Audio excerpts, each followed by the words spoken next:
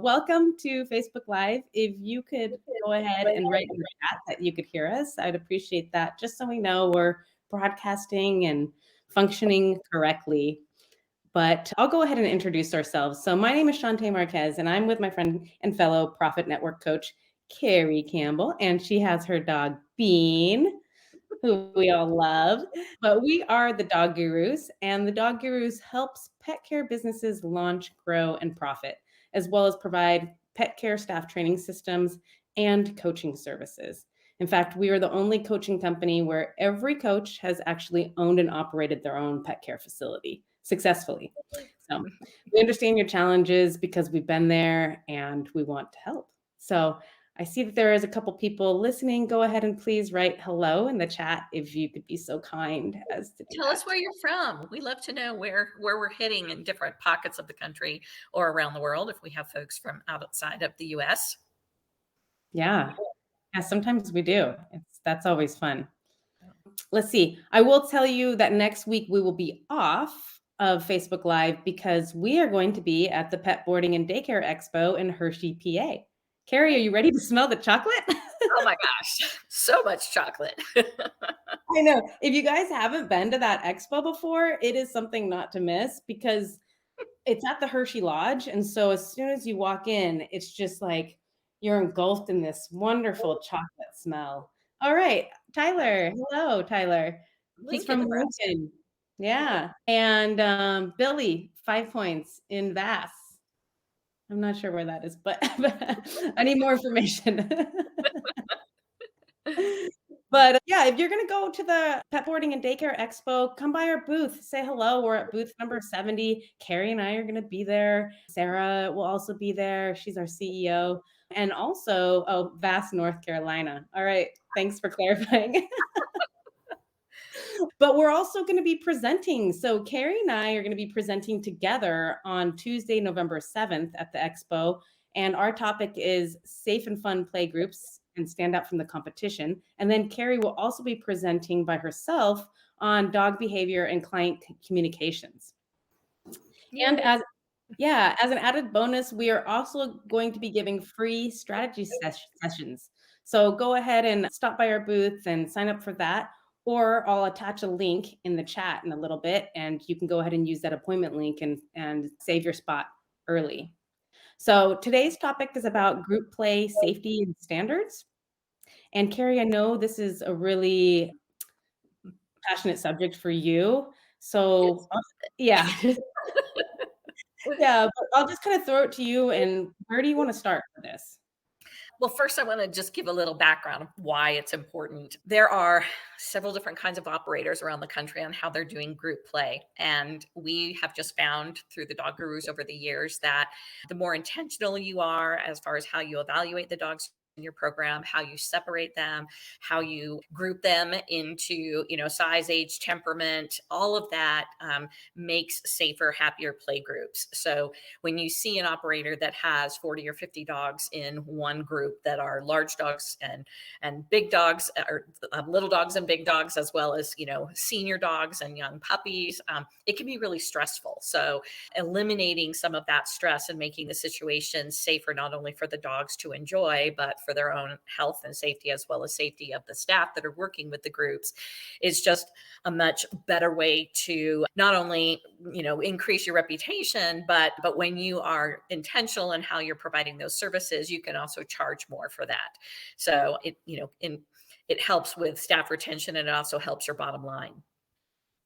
Yeah, and let's dig into that a little bit because you mentioned quite a bit of stuff. But Mhm. first of all, I want to talk about size of group play. Like I know what we think at the Dog Gurus, but I want you to tell everybody else out there, like what is a staff to ratio size and how many dogs is it really safe to have in an off leash play group? So I would say that industry standard, if you want to come up with that magic number, is 15 to 1. And we can look at that from the standpoint that there are a very few, but there are a few states that actually have legislation that regulates that staff to dog ratio. And 15 to 1 seems to be that magic number. I've seen people that go up to 20. I know at my facility, we were a 10 to 1 ratio. So, kind of that middle ground of 15 really seems to be the ideal spot. I would say, just on a personal note, that I would look at doing either 14 or 16 because I think even numbers are better because then you have, either 7 pairs of dogs playing or 8 pairs of dogs. Whereas when you have an odd number like 15, you kind of get that one dog out that may not be engaged with another dog if everyone's kind of playing simultaneously. So that's getting a little bit more into the nitty gritty, but when you can encourage kind of safe and organized play, having even numbers is a better formula for that. So Yeah, our sweet spot was about 12 dogs in a play group. And of course, it depended on the group of dogs and the energy level or just the mix that we had that day. Sometimes it was a couple more, but we really didn't go past 15. And sometimes it was a couple less if we had a really energetic young group. So I would say that falls right in line. And when you kind of go past those numbers, it just gets dangerous. It gets dangerous. It's hard on the staff. They are now refereeing, they're stressed out, and that's where these little incidents happen where things could break out or just someone gets hurt from playing too rough, not necessarily a fight breaks out or anything, but that's when things like that happen or a dog gets trampled, right. things like that. So, Think about it from the standpoint of square footage and then the number of dogs. If if you humanize weight, so we overhumanize dogs in so many ways that's not healthy. But if we humanize dogs in a way that is healthy and we look at it from the standpoint that if you were a human and you were caught in an elevator and you're an introverted person and suddenly you're stuck in between floors and there's like 8 other people in this very small enclosed space, what happens to us physiologically, right? I think even if you're an outgoing person, after a few 45 minutes to an hour, you're going to start feeling trapped. So your heart rate goes up, you start to perspire, you feel that level of anxiety, your breathing pattern changes, all of that occurs. And that's just physiological signs of stress that we can't control. Dogs are the same way. You put them in an area that's confined with a number of dogs that they are not familiar with. And even if they've been coming to daycare for a while and they are familiar with those other dogs, when there's that spatial restriction, that same physiological stress can occur with them. And what happens is that dogs get to that point and it's kind of a fight or flight. They get to that point where they're either going to retreat and be that wallflower that's just not wanting to engage at all, or they're going to become overstimulated and push past the point of what's healthy. And that's when those incidents can occur. And it's not that you're looking at this as an aggressive dog, but it's a dog that physiological stress is increasing the arousal factor and their behavior is changing because of that stress. right. And then when that happens, you really can, I don't want to say ruin the dog. What's a better way to say it? But basically, you can impact that dog's, It's having a um, negative impact on the dog. That's the perfect yeah, word. yeah, And, the other part of it too is when you look at a play group like that, you may have one dog that's overly aroused and they're going to do an inappropriate behavior, like, a nipping at the back legs from hurting, or they're just that dog that's going to pick one target dog and hump them all day long. And, some people are like, oh, humping, it happens. And it does, but it's something that's controllable. And I always look at it from the standpoint that every dog that's paying to be in daycare deserves to have a good time. And if it's the dog that's the target of another dog's humping, that dog is not having a good day. It's being negatively impacted by the dog that's doing the humping. And so that's where you kind of have to look at all of the dogs and what is one dog's behavior negatively doing to other dogs, whether it's one dog that's being targeted or if it's the whole group and they're just kind of, I'm going to hump everybody today. So, that's where you really have to kind of focus on what can you do to redirect that dog that's doing the inappropriate behavior. And if you can't, do you have another solution? Is there another service that you can offer to that pet parent that may be a better situation for that dog? We're getting some people throwing comments in here. yeah. He wanted to know about the pet boarding expo, so Okay. I'm gonna Yeah. put the link in the chat right Okay. here as Great. well for them. I also want to say let's talk about size of dogs and mix of groups. At my Absolutely. facility, we separated small dogs from big dogs, and we also separated dogs that were geriatric or elderly from the really excitable young group because let's face it, a majority of dogs that go to daycare are between the age of 6 months and 3 years. Right. And so that's like a for I always put it in terms of humans. That's like if you and I were to go to a 13-year-old's birthday party, you know, to me, it's like that sounds like my worst nightmare. Like, I'm in and out. I do not wanna hang out in that. Yeah. But so we have to look at that For energy 8 and hours a day. oh gosh. But, we have to consider the energy and how we're matching up the dogs that are in there. So, can you talk a little bit more about size of dogs and age groups of dogs in group play? Absolutely. A lot of it depends too how your facility is set up. So if you're an existing facility and you don't have the ability to group dogs separately, what could you do with like a temporary partition? Can you at least split your group into two so you have big dogs on one side, little dogs on the other? And then, if you have multiple play areas, then what can you do further than that? You can look at, first you have your big dogs and your little dogs, and then say you can divide that up and you've got your more exuberant kind of high energy dogs that are, your big dogs, and then those that are a little bit more, mellow in how they play, or they're more self-regulated. So you can make that distinction there.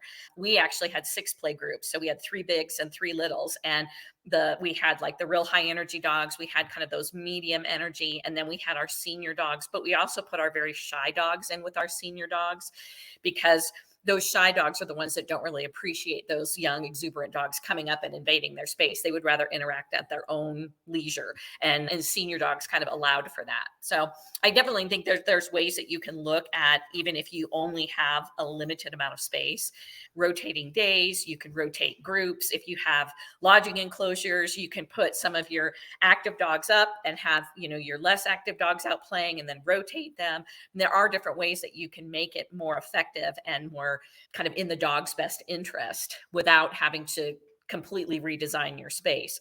But from a standpoint of kind of what the industry sees as best practice would be, you have 15 dogs to one staff member. You've got, 50 to 100 square feet per dog. So if you have a play space that's 1,000 square feet, you should be looking at 20 dogs at the very most. And that's really more 20 kind of little dogs. If you've got big dogs, you should be looking at 12 at the most in 1,000 square feet.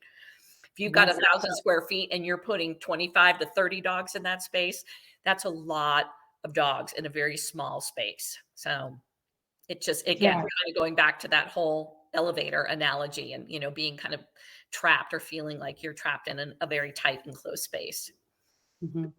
And I just wanna talk about because I know people are, like, thinking in their head, "If I only have 10 dogs, or 15 dogs in a group, I'm not gonna be able to make enough sales in order to be sustainable." But I wanna mention there is ways to do it, and like we were talking about pricing yourself appropriately when you're having that higher quality of service, Mhm. but also how much does it cost you when you get a bad review? Right. I mean, that's huge, right?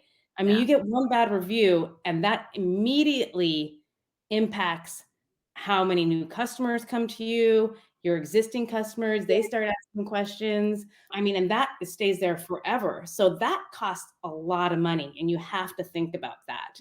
And plus, didn't we get into this business because we love dogs? Right. So we wanna provide the best care for them, and that means the best safety standards as well. Well, if you look at the bigger picture, if you have a small space with too many dogs in it and you're not doing a good enough job training your staff, it's this cycle that occurs, right? So the dogs are playing, they're not controlled well because the staff really don't know what they're looking for or how to redirect behavior at a low level so nothing escalates. And then things just keep happening. So injuries happen, the staff get scared, they quit. And so then you're right back to the drawing board. You're bringing somebody new in who doesn't have any experience. If you're not giving them a full onboarding process and really training them in dog body language, the same thing's going to happen. Plus, if you're not evaluating your dogs well and you're bringing in dogs that are really too high risk for the play group, then that's creating another element that's there. So when you look at it from the standpoint of doing smaller play groups with really thorough evaluations and having, as we always say, the right dogs and the right seats on the bus, right? Same as having the right team members for your staff. When you have the right dogs that are in the play group, you're going to get some consistency, and the pet parents really like that. They like the fact that they keep seeing the same staff members. They like that they see the same dogs that are playing with their dogs week after week. So they will pay more for that when they feel that camaraderie and that safety is the number one priority, and that there are fewer and fewer incidents, so that they know that their dog is not going to be injured. Yeah, and I think that when the industry first started, I don't think they were aware. They thought, "Oh, dogs love to be social. They all wanna be out. They're pack animals." That's not necessarily the case. I mean, We've a over lot domesticated them. yes, we over I mean, my one of my dogs sleeps like a human in our bed every by the morning. By the morning, she has her little head out. Yeah, we've over domesticated them. Yeah. That's okay. She's so cute, I can't help it though. But, that's a perfect example when I was saying we overhumanize our dogs. We just assume all dogs want to play together and don't think about the fact that, just like people can be introverts and extroverts, so can dogs. So you're Yeah. going to have that dog that doesn't want to be in a group with 10 dogs, let alone a group with 20 or 40 dogs. And so, what can you do that is, providing either a high touch one-on-one service for that dog, or having another business partner that you refer to, maybe a dog walking service, if you don't have the ability to do kind of some one-on-one enrichment or something like that for dogs that don't enjoy that large group play setting. There's a lot Yeah, of opportunities to make more money when you can kind of come up with these unique programs for dogs that are not that social. there is a lot of opportunity for growth, no matter what size your facility is. I mean, we have a ton of ideas that we help our clients with. And, if that's something that you're interested, you can always reach out to us and we can help you out with that. But let's talk about a little bit more about dog evaluations. And can you give them like a quick and dirty process of that? Oh, is your I'm dog sorry, puppy has something in his mouth. Just a second. okay? That's Bean, our little puppy. All of a sudden, I see this flashing light. I'm like, what does he have? So, Yeah, speaking of dogs, yeah. I wanna give them like a quick and dirty rundown of a proper dog evaluation. What does that look like? So there's a lot of different ways to do this. I believe that having the parent present, or having them fill out a very complete form prior to the evaluation, so you know what the dog's experience has been, will give you a much clearer picture leading into the beginning of the evaluation and introducing dogs to other dogs at your facility. Having experienced staff who know what they're looking for in the dog to dog interaction and what the behavior and body language signals are is very important. So having that one person that is well trained or well versed in that, and there should be more than one, because that one person is going to go on vacation or be sick or leave the facility at some point. So having multiple staff trained to do that, and then introducing the dog slowly and choosing the dogs that you have that are existing in your program. You want to look for dogs that are very neutral, that have either really good calming signals that they give to dogs that they can interpret very quickly if a dog is nervous, how to make them feel more comfortable. And then just watching those interactions. How is that new dog interacting? Are they giving any kind of fearful signals? Is it something that they're showing some maybe fear types of behaviors that you can push through? And it's just, this is something new. And, with all growth, we kind of need to stretch ourselves outside of our comfort zone. Or is this a dog that, if pushed to that point, they would just shut down? So, just really analyzing all of that when you're working with the evaluation process. And then if you don't have a pet parent present during the evaluation, whatever your process is, either having some on video, if you can record it, or if you have cameras that you can pull a segment out that you can show them. Because I think the more transparent you are with them as to what you're seeing and why you may be saying this is not the right fit, it's not your dog is, antisocial. You have a bad dog. That's not it. It's just making sure they understand this is not the right environment for their dog. But we have a solution of, let's try this service, or let's recommend to this other company. I think the more you're doing that in the best interest of the dog, the better off your reputation is going to be, because you're not just allowing every single dog into your program, and that's creating a higher risk. Yeah, and if you can't offer your services to somebody, when you change the conversation to be solution oriented versus problem oriented, it's going to change the whole tone of the conversation and they're really going to appreciate that. And maybe they get another dog, or maybe whatever they work on with that dog, they overcome it and they improve, or they become more mature, the dog does. And they'll come back to you and you can do another dog evaluation and see if it is a good fit at that time. Yep. Because, that's always a possibility too. And the other thing too is that, there's a lot of facilities that do breed restrictions, and I was not one that did that. I think that, you really have to evaluate each dog on a case by case basis because it doesn't necessarily matter what the breed is. I mean, even a docile golden retriever can, bite and, so there really isn't anything to be specific, but but just tracking that behavior on, like, if you do like a half day, trial visit, however your evaluation process goes, making sure that you're keeping good notes, or like I said, having some video that you can share with pet parents. I remember we did an evaluation and we had a dog that came in and he was a pit mix of some sort. Great dog. But, after about the third or fourth visit, you could tell that he was great with like four other dogs, but you push that to like 6 or 8 or 10, and that was his threshold and he wasn't comfortable. And the mom came to pick him up, and, we were just explaining that we could definitely see where his comfort zone ended and where it was, becoming more and more stressful for him. And I said, I think he'd be really great in this other program. And we gave her a referral, and she walked out of our lobby and she's like, Oliver, you graduated. It was like, that's the best response ever. He was too smart for our program.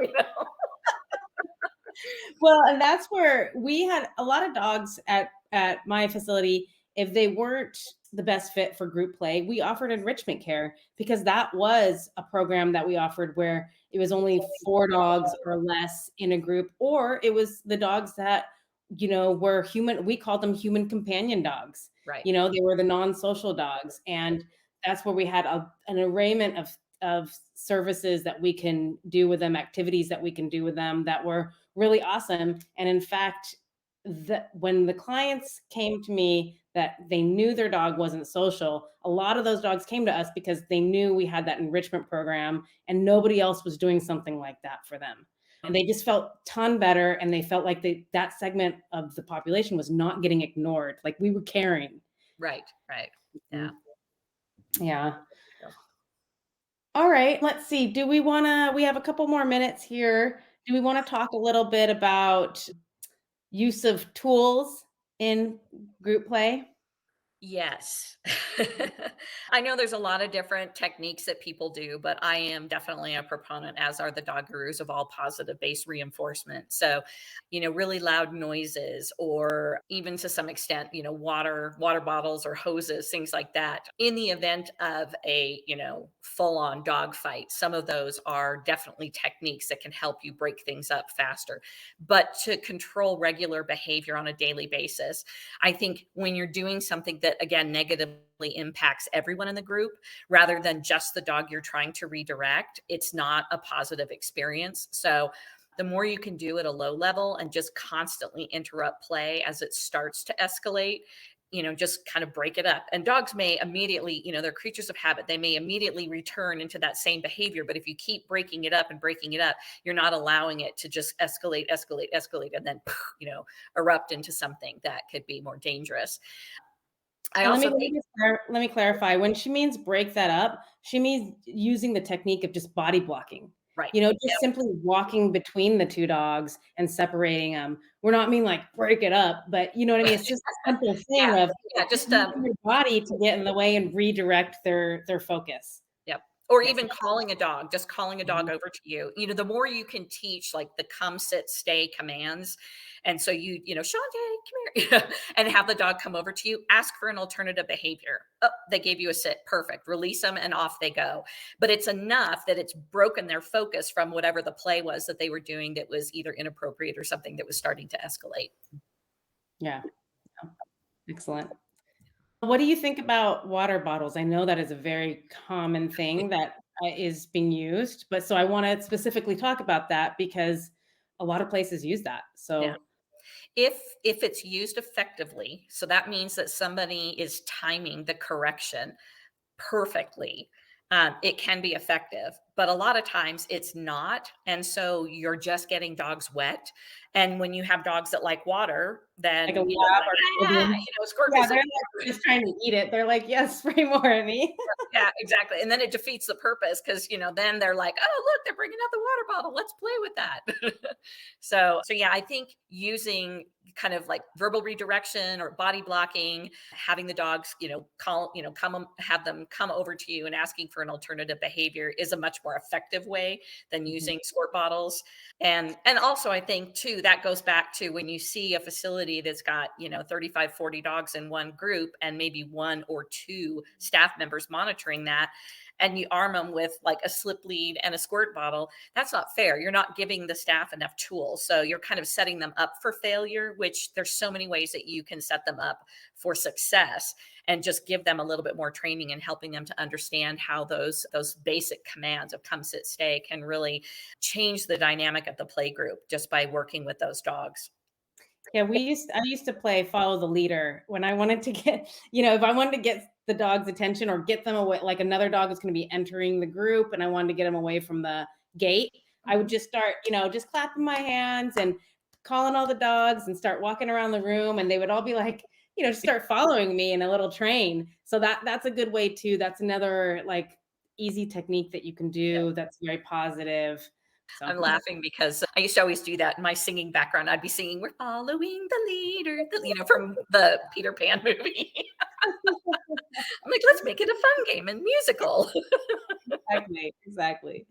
There's so much you could do. So, Yep, all right. absolutely. Well, we will wrap it up there unless there's any Actually, questions out there. Oh, you want to mention one I more just thing? want to add one more thing because one of the things that there's been a lot of research on is the music that's played in the environment. And I know classical music can be boring for a lot of people, but that if you want a good read, there's a book called Through a Dog's Ear, and it's by Joshua Lead, who's an acoustical engineer, and Lisa.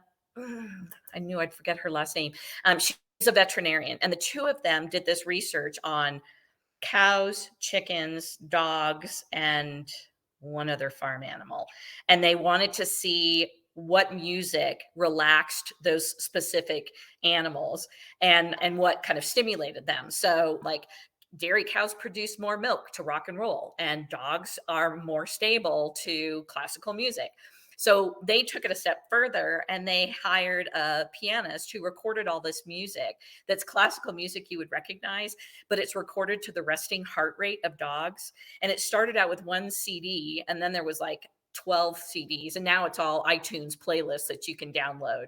But it makes a huge difference. I remember like in 2007 when I bought the original CD that they had and I put it on, and this play group that we'd had like country western or something playing, and all of a sudden this group just goes and I was like, it was like 10 degrees, the energy level just dropped. And I'm like, wow, there really is something to this. No. So it's worth checking out Through a Dog's Ear. It's a great book. And actually, if you buy the book, it comes with a DVD or a CD in the back that's the original recording, but then the rest you can get just as iTunes downloads playlist. So, Yeah, no, I totally agree. We would play jazz, and 'cause sometimes the staff wanted to play upbeat music with a lot of bass, and it would make the dog groups crazy. I mean, yeah, I it don't I was agitates like, them. "You guys, I think the bass is making them think there's bombs or something going off. Switch Yep. it to the to the jazz," and it just calmed the group down a lot. Yep.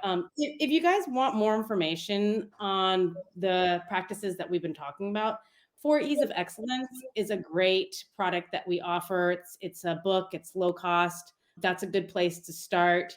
And of course, if you haven't joined our Facebook group, Grow Your Pet Care Facebook group, go ahead and do so. I put the link in there. That's a great place to get a lot of feedback. And we're always on there, on and off, and promoting our stuff as well. We just ask you to be nice if you're going to be on there. So please do that. And you are welcome for the great ideas. Oh, share the music source. What is it called again? It's called Through a Dog's Ear. Let me see if I can find it so I can Yeah. put it in. Joshua Leeds is the acoustical engineer, and then it's Lisa something or other. Um, Here it is. Okay. You can get it on Amazon. So I will go ahead and put this link right here in Perfect. for you. Let's see. And again, don't forget if you're going to be at the pet boarding and daycare expo, come stop by. We would love to get Yes. to know you, say hello. We're there for strategy calls and of course come to our presentation. Love to see you. Yep. All right. Thank you. Right. Have a great Bye. week, everyone. Bye.